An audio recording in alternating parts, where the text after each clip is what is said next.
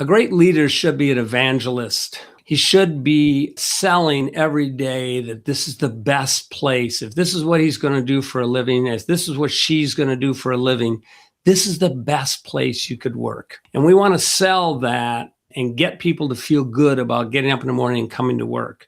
So that means that we want to put them in a position where we've removed a lot of those roadblocks, and it turns out they can get everything they need to get accomplished on their day. They're excited.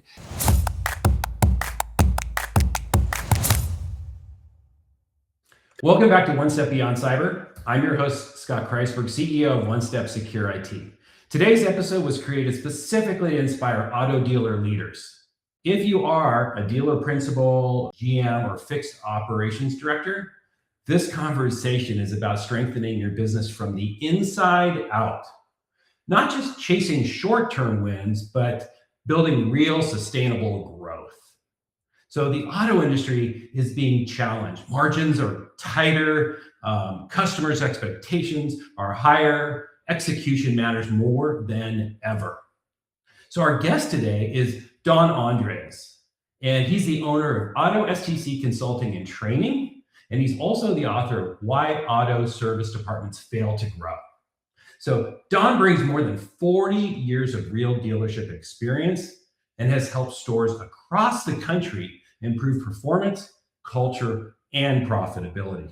So this episode is all about discipline, leadership, and unlocking the true growth engine inside your dealership.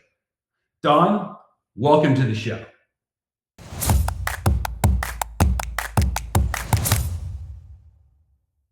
Hi, Scott. Good to see you again. Yeah, good to see you, and thanks so much for spending some time with us today. I always like to start the shows off maybe where you could share a little bit of your, background, and it's, obviously in the auto industry, because we talk to a lot of dealerships, and maybe share what lessons from your time in dealership leadership, how that shaped how you think about growth. Yeah. So started all the way back in 1979 down in Detroit at a Ford dealership as a service advisor, never a technician, and spent the first 20 years up in the Detroit market. I was managing stores for about 10 years, came down to Columbus, Ohio to join at that time the largest Ford dealership in the world, Reichert Automotive, Reichert Ford, as well as they had 6 imports on the property.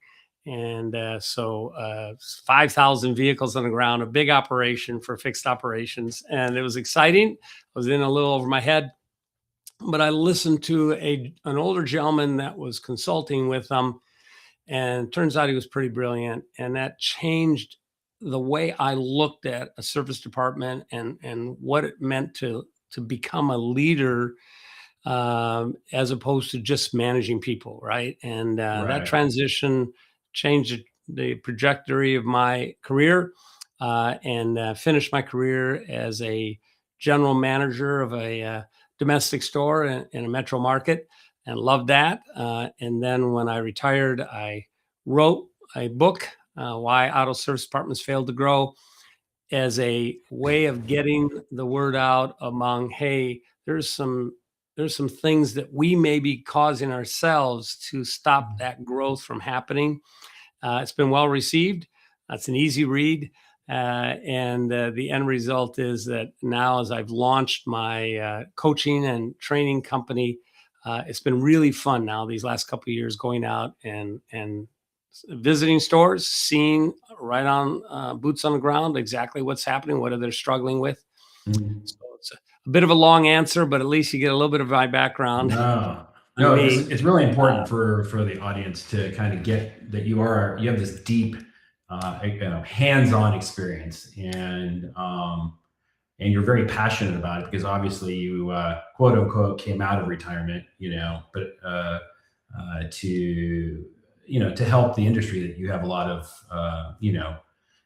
passion for.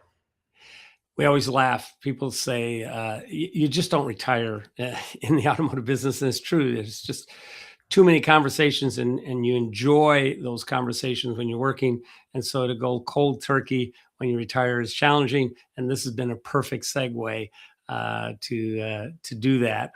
As far as leadership issues and things of that nature, when it comes, what are that consistent theme? Um, I think there's two struggles I think that dealerships really work with, and that is they struggle for processes, they struggle for structure, and the other thing is they really struggle, I think, to understand how valuable customer engagement really is, and because they don't understand or value customer engagement at the level you have to have, they reach out for tools to help them accomplish all that. And so here you end up with employees and a lot of tools, and so that combination of a lack of structure and then a lack of understanding how important customer engagement is really leads to why service departments struggle to grow. Interesting. Okay, so from your experience with with service department struggles, it's not necessarily traffic or having an opportunity or many opportunities to increase that customer experience and revenue, but it comes from lack of process. You said, and are there any others that are overlooked? Yeah, I think the one central theme, especially last year, I got asked by Ford Motor Company to go around and do analysis, 2-day analysis of some of their stores. They had a nice service productivity program, and they paid Hmm. me to actually go in and spend a couple days looking at productivity. If there's an area that was a consistent theme, is there was a little preparation, and so they would open the doors up in the morning and let the day come to them. And in letting the day come to them, what they end up discovering is everything going on in a customer's incredibly busy life. Uh, Hmm. and of course, the car is the center of all that, right? So they get surprised. They get surprised on customers' unique situations. They have to have the car back by 2 o'clock for Johnny's soccer practice. They got a doctor's appointment at 11. They don't know what's involved in fixing a car. They don't know even sometimes how long it takes to get an oil change and a tire rotation done. Instead, the writer, the advisor, discovers all of that during write up. And they might have transportation needs that they're demanding. They might have all sorts of things going on in their life.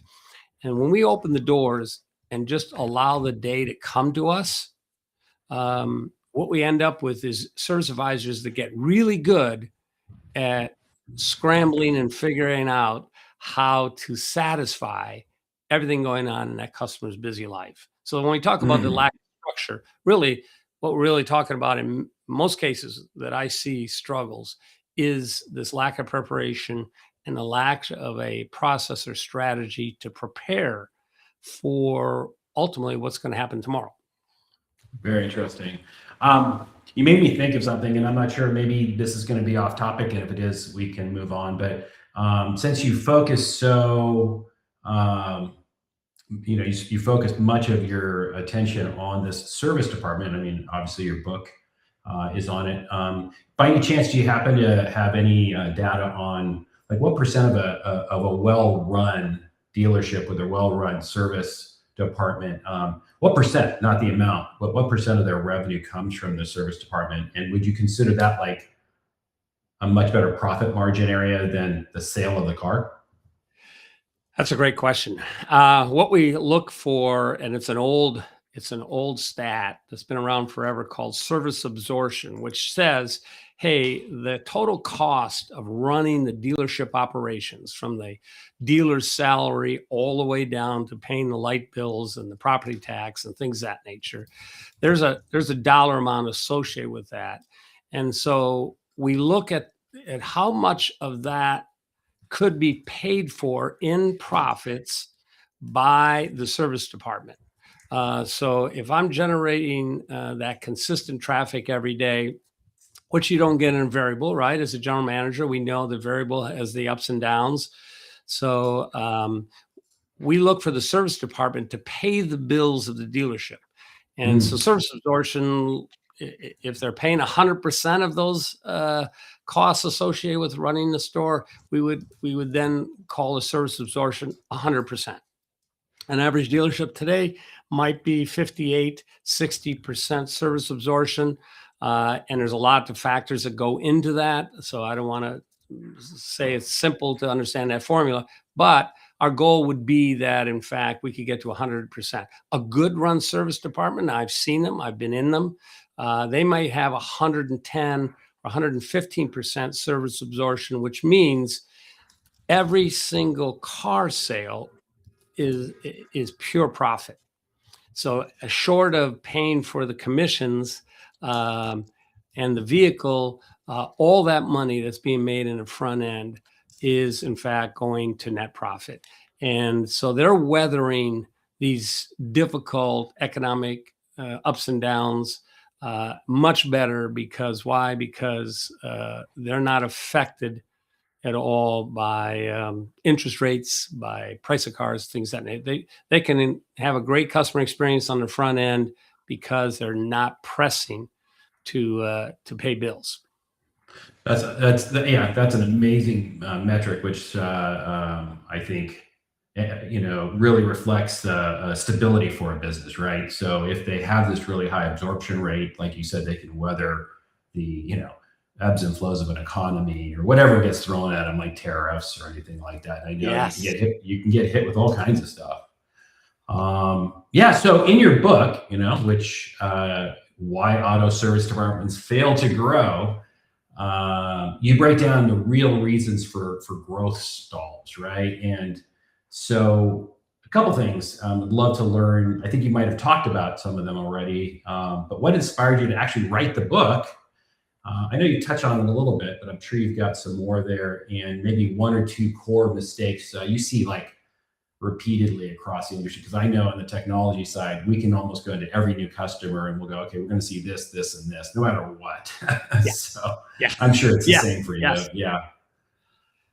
So I think it starts at the top, right? The dealer and the general manager, in many cases, came up through the variable side. So the dealer may have been on the variable side, got an opportunity to buy his first store. Maybe it was a used car lot and got his first franchise. Maybe it was handed down to them and they did move through all the different departments. But in the variable side is where I think most live. And then the general manager in many cases comes out of that variable side as well too. So what happens is, and I see it a lot, is they enter a service department with no real understanding of what they should be looking at. So they do a great job of engaging their employees, ask them, how's the family? But in fact, what they're not always understanding is right in front of them why they're failing, which is usually nothing more than the customer engagement side of that. So they'll say to me sometimes, I don't know what I should be looking at. I can see the tech hours, which is important, right? Everything centers around the technician's actual hours. But what should I be looking at? That's certainly one of the things.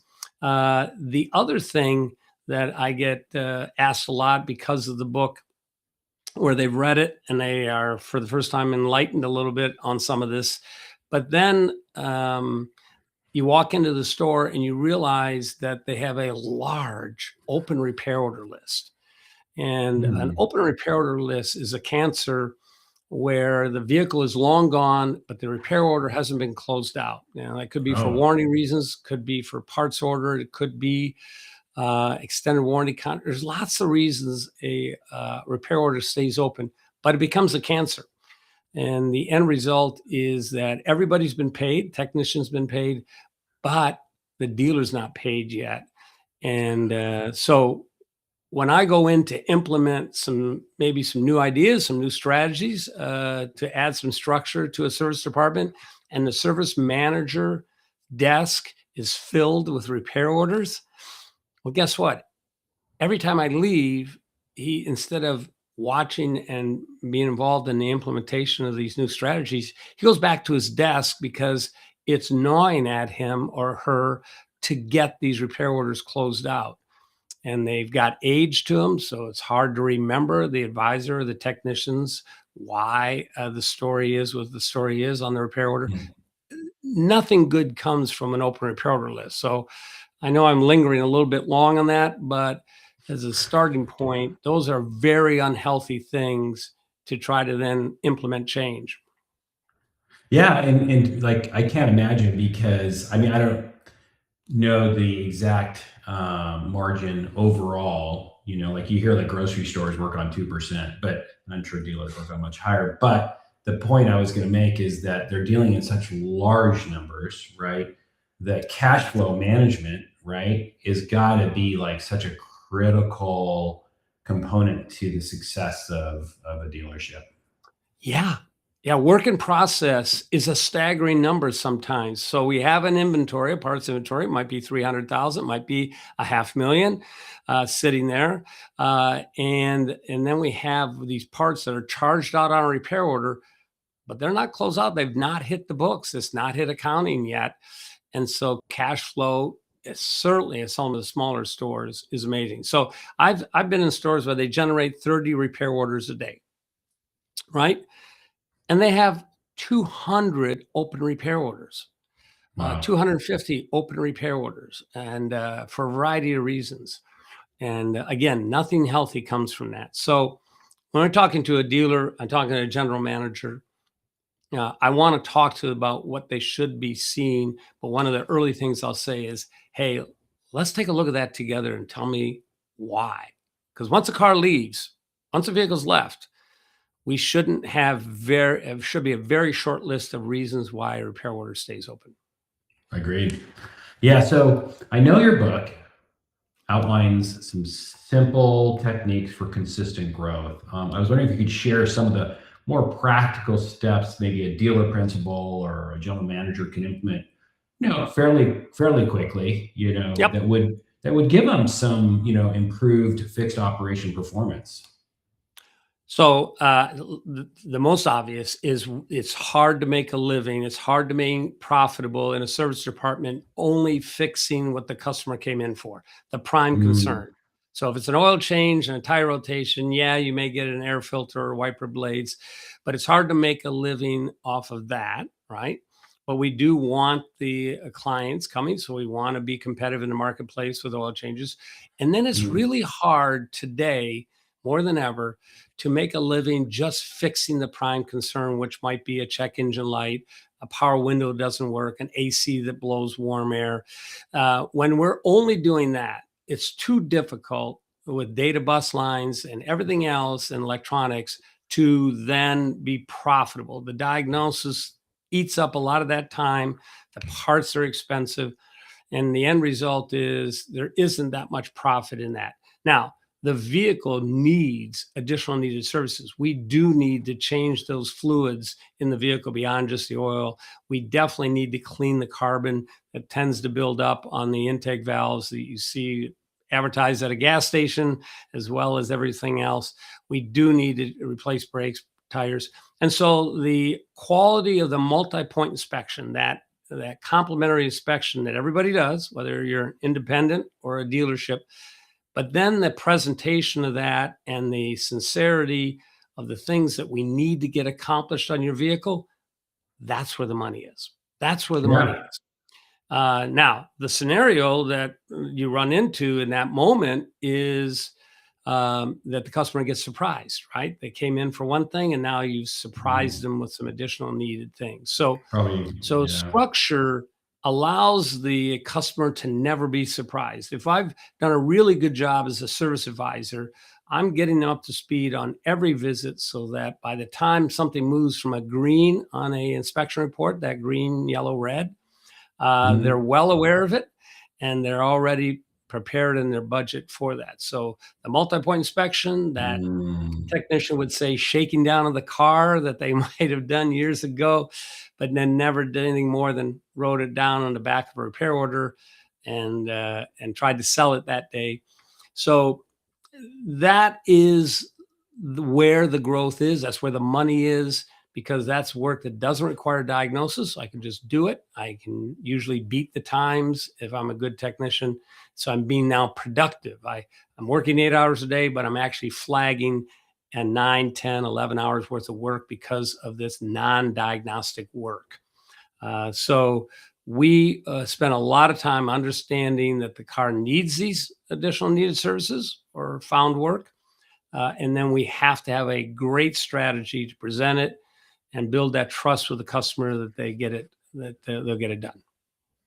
Yeah, it's great being on the other side of what you're talking about with the green, yellow, red. I never actually put it together because it's so subtle, right? And to Yeah. me, like, because what I really like is that they're actually being a consultant. It makes them appear to be on my side. Hey, your brakes are 40, 45%. They're fine, but probably by your next oil change, we're going to probably want to look at that. And I've put the estimate on your invoice today, so you'll know about it. So the next time, as long as they're not popping something else on me, like they're not saying, "Oh, you need new tires," which they should have caught, let's say maybe at that yellow stage. So like you said, that preparation is really good. Yeah, if there's a reason a writer struggles, it's that he gets surprised and he's scrambling. And mentally, we always want to speak with confidence. So when we talk about preparation the day before, what we're really doing, we're looking at their history. We're seeing what would come due based on mileage. We are looking to see if they had some things that were held off on. Maybe we saw leaking shocks or a tire wear issue. We recommended alignment. They passed on it. Again, they were surprised in that moment. And because, frankly, 2 hours after they leave the dealership, they have already forgotten with all the best intentions. Right. And so these are all things that will build confidence with the writer when he's talking to him. Hey, I took the time to look at your history. Everything looks great, but we noticed a couple things. And now exactly what you said. I can't tell you how powerful that statement was, Scott, where you said they're advising, they're getting them up to speed. And that is a powerful way to present these needed services, especially today with, I think, what are they saying? The average age of the vehicle on the road today is now exceeded 12 years. 12 years is the average. Wow. So the components have wore out. That leaking things are happening, a torn CV boot. And so the quality of that MPI is super important. The advisor getting them up to speed on what they're seeing. And then, because in many cases we've surprised somebody, Scott, what happens is that's okay. That happens. We have lots of strategies to either have the car stay, a loaner vehicle, shuttle you home, or in fact, we're going to set up a time to have them come back and start to chip away at the list. But everybody agrees it needs to get done. Everybody's up to speed on why it's important. And now it's just a matter of having a plan to get it all done. Well, that is how you grow a repair order count. One of the biggest challenges that I'm hearing this year is everybody's repair order count is down. Okay, well, what are you doing to manufacture a repair order count based on following up on declined services? Those are things that when I talk in a service department, they pause. Well, I think we send out a 10% off email. Okay, and how often are emails read? Right? Yeah. How impactful is that, as opposed to having a conversation where we say, hey, there's some things we got to get done. Let's you and I put together a plan to do that. Right. And that's so that very opening statement I said at the beginning of the podcast, where I said customer engagement is what I really would like a dealer or a general manager, certainly a service manager, to be witnessing in a service drive. Now you can understand how powerful that statement is. We need yeses in order to be profitable, and that comes through customer engagement. Yeah, and I think probably not all customers are created equally, right? They probably know which customers will listen to them and take their advice. And so that's all part of that preparation you're talking about. And I know, we drive nicer cars and whatnot. And when a dealer does something, gratis, it doesn't have to be a big thing, like whatever, or just working out that loaner car. can be such Yes. such a big difference. But yeah. So look, now I've got to move the conversation just a slight bit into my part of the forest a little bit. So I got a question for you. So when working with these service departments, is there anything, let's say, that stands out when it comes to maybe technology or how it's used, anything like that? Or yeah, Oh yeah. yeah. That's a loaded question, Scott. That's a Yeah, and loaded we don't need to question. get technical. I just wanted to see No, what no, you see. because the amount of third-party vendors and tools that all want to help, right? They all want to help that service advisor, and they all have the best intentions to make the service advisor and the technician's life easier. Can be very challenging for a service advisor. So if you can imagine, we have demands by the dealer to make sure that the service advisor is as flawless as possible on the way they document the concerns, collect the money if they're doing self-cashiering, and that repair order integrity. That's a legal document. We have the manufacturer that says, hey, if I'm going to be paying for this, I need you to be flawless in the way you prepare a warranty claim. So there is that integrity side of it. So imagine if you looked at a service advisor's desktop, you might see as many as 12 windows open, 8 windows open of different parts of that equation that have to be done flawlessly. And again, all with the intentions of helping. So you then add in AI, and suddenly you have the bot answering the phone, making commitments to customers on an appointment schedule that is unaware that the shop is loaded up in a particular area. And so now a customer showed up only to discover that we're going to be 3 days before we can look at your car. Oh, wait a minute, why did I make an appointment? And so all of these types of tools and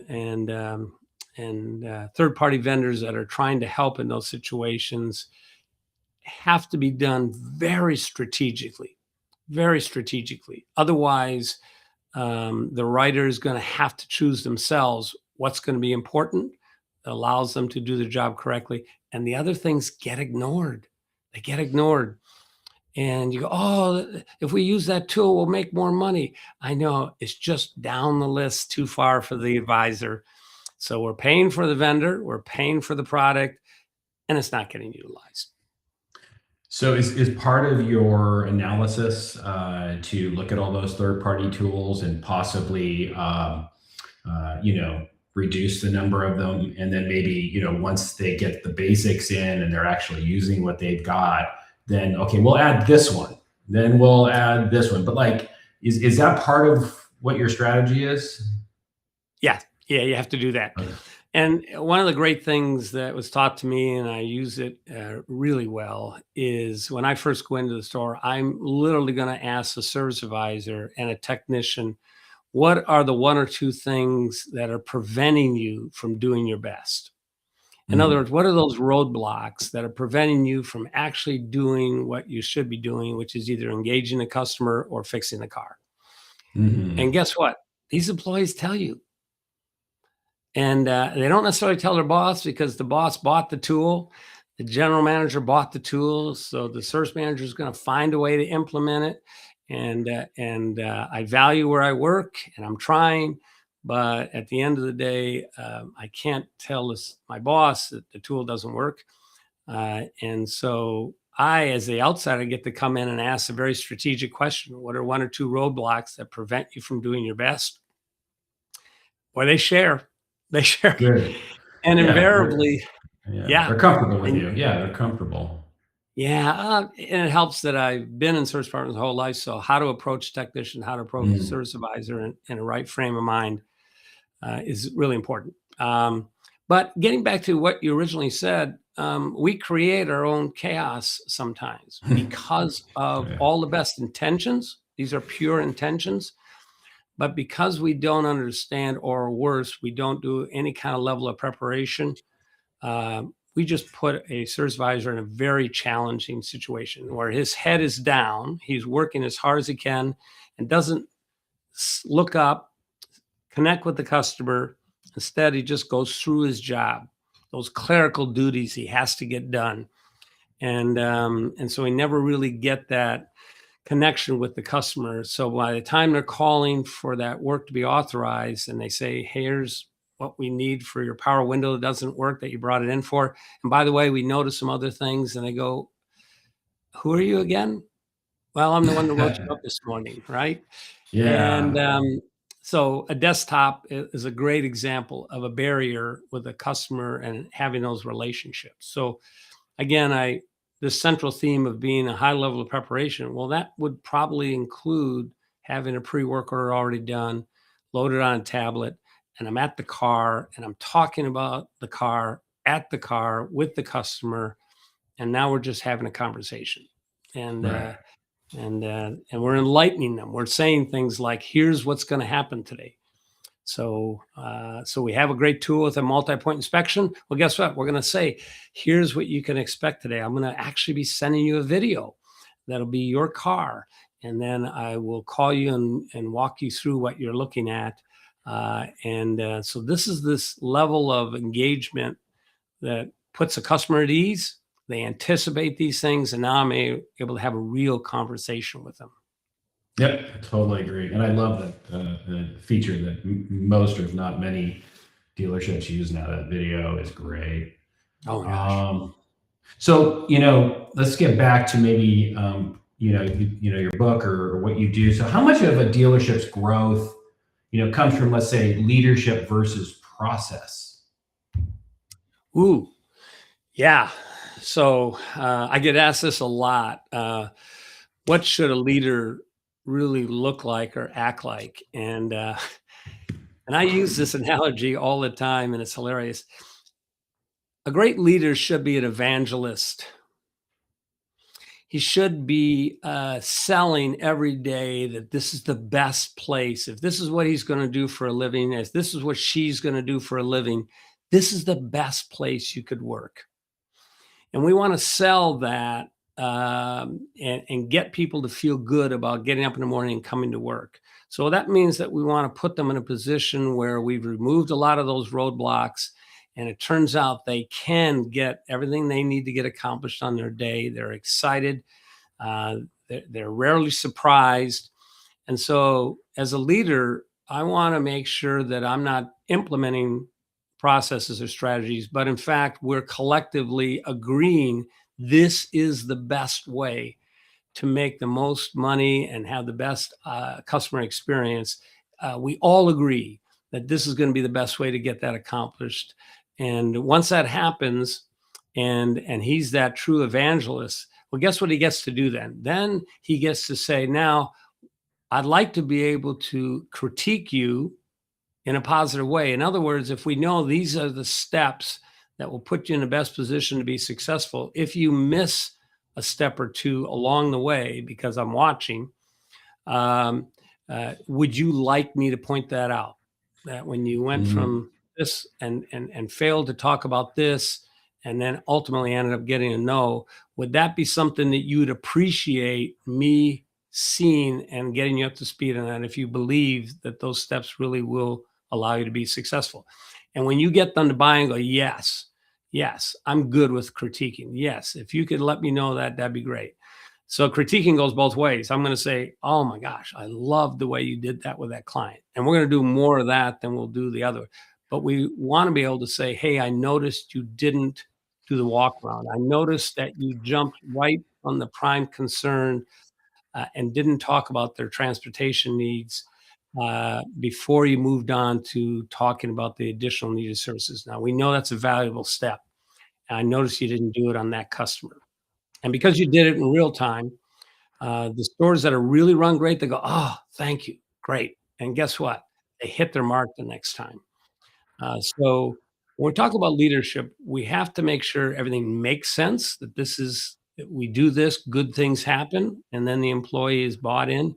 And then we want to be able to have a leader get the opportunity to critique and the employee's good with it. then Yeah. you And really arrive. yeah. And so so, I mean, that sounds like a healthy culture.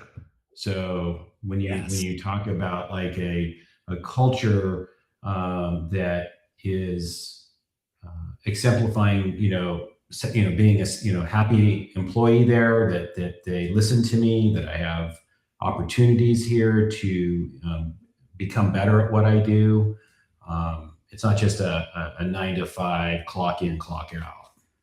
Yes, or these are the rules, right?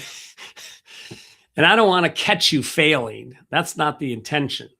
The intention is to see everything, and because everybody believes, everybody knows that we need to get these things accomplished on the car, and so they believe it. And so now when they miss something, yeah, how many times, and you've done or heard this before, that Mhm. we're letting an employee go. We're having that very tough conversation in the office where we're having to let somebody go, performance wise, whatever it might be. How many times have you heard them say, well, if you would have just told me, I would have gone ahead and fixed that? And then you cringe because it turns out you observed it, but you never had the conversation. Uh, you Mhm. know, That's a powerful statement when an employee says, if you would have just told me, I could have made that change. And here we thought they were a bad employee, but it may have just been bad leadership. Yep. Agreed. Yeah, that's actually very powerful. I really appreciate you sharing that. We're getting pretty close here. I got one more question for you. So when so let's say you're an auto dealer leader listening to this episode, right? And I really like what I've heard, and I'd love to be a stronger leader, and I'd love to be stronger, let's say, in the next 24, 36 months, right? Not too far out, but I want to, do something. Do you have any suggestions where they should focus? Like, of course, they should read your book, but is there anything Yeah. inside your book, from your opinion, like what would be a good first focus?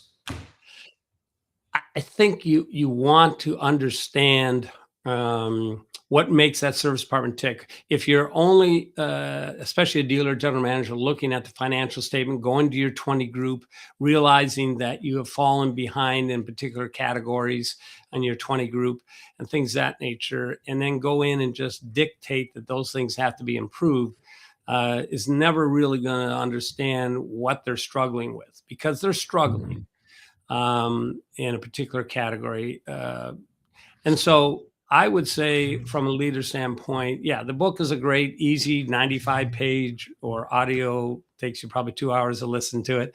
And that does touch on a lot of these areas that we just talked about. But I would say go out and watch the drive some morning. Um, and in the beginning, they're going to see you standing there, the service advisor, and they're going to be on their best behavior.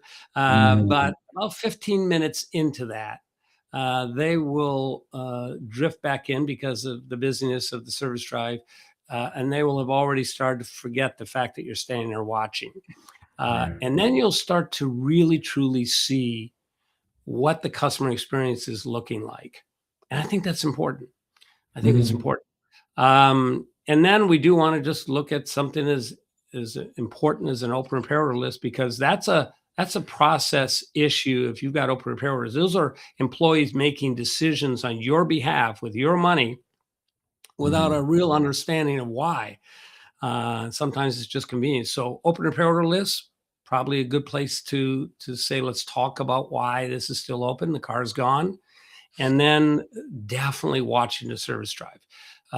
It allows you to then have a starting point of being able to say to a service manager, "Hey, I noticed. I'm just curious. Why do we do it this way? Why are we not actually greeting the customer when they came in, but they're sitting at their car for an uncomfortable minute and a half? I'm just curious why this is the way we do it." Mhm. Um, and that becomes a great starting point to then allow the service manager to not be in a defensive posture, but in fact say, Yeah, I probably need to work on that. Okay, well, let's work on it together. Why not? Let's work on it together. It's So great. I think you do that, and then don't be surprised if everything else starts to manifest itself and you end up asking the right questions because they're staring right in front of you. Yeah, when I hear you talk, I'm picturing why this type of leadership, isn't the norm, because it's not. And for me, I'm only guessing. You probably have almost a guaranteed answer as to why, but to me, I think people get very busy, and then the stress of their workload is literally weighing on their shoulders. And I've just got to get this done. So would you guys just do your job right? Like, so it gets like that, because I got 10 other things I got to jump to, right? So Yes. So powerful. Yeah. So you've heard me now say it enough times, customer engagement, right? I need to mhm. build trust. The number one reason customers say yes.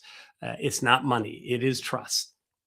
Um, and so we know that engagement is important. I wrote an article just recently for Auto Success magazine that talked about, if we have a few moments, I'll tell a quick story. I was trying to fix a Sure. body shop, and I ended up going to a really great body shop that was just super structured. And I asked the owner, how did he get started? And he said, well, in order to be profitable, I had to actually paint more cars because not every car needed body work, but every car needed to be painted. So I decided to start with measuring the amount of time a painter would be pulling the trigger on his paint gun in a paint booth. And I wanted to Hmm. see what that time was. And I had a stopwatch. I started it when he pulled the trigger, I stopped it when he was done. And it turns out the most important thing that painter can do is paint a car, and he did it less than an hour a day out of an 8-hour day. And once I started figuring out how to structure the body shop to get him to pull the trigger more, uh, I made more money and everything worked. And I said to myself, why wouldn't that same analogy work with the service advisor? We have so much clerical work that a service advisor does. How much, if we had a stopwatch, is he actually talking to a customer either on the phone or during write up or during active delivery? What is that amount of time on any given day that he's speaking to the client, the thing we asked him to do? And it turns out to be a pretty small number in an eight Great or 9 hour story. day. Yeah. Great story. Yeah, it just causes me to think. So that's why I know it's a great story. And uh, Don, this has been a great conversation. I can't thank you enough Good. for. Can I say this? We haven't known each other very long, but in the short amount of time, the amount of understanding I have in your world is incredibly powerful. Incredibly powerful. And now with AI entering into the dealership world, Mhm. and what you guys do for a living here, the talent Mhm. you have of understanding the real threats out there just absolutely blew me away. And so here I am now suddenly having these kind of conversations with clients that I would have never had before. So thank you for Yeah, that. Thank you for what you absolutely. do. Yeah. It's more important than ever. Don, this has been a powerful conversation. Now, one thing that stands out is this: growth in the auto industry does not happen by accident. It requires discipline, leadership, and consistent execution. Now, for dealership leaders listening today, the opportunity is clear.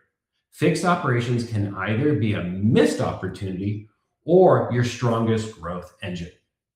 If you enjoyed this episode, make sure to subscribe to One Step Beyond Cyber for more conversations with leaders shaping the future of the auto industry.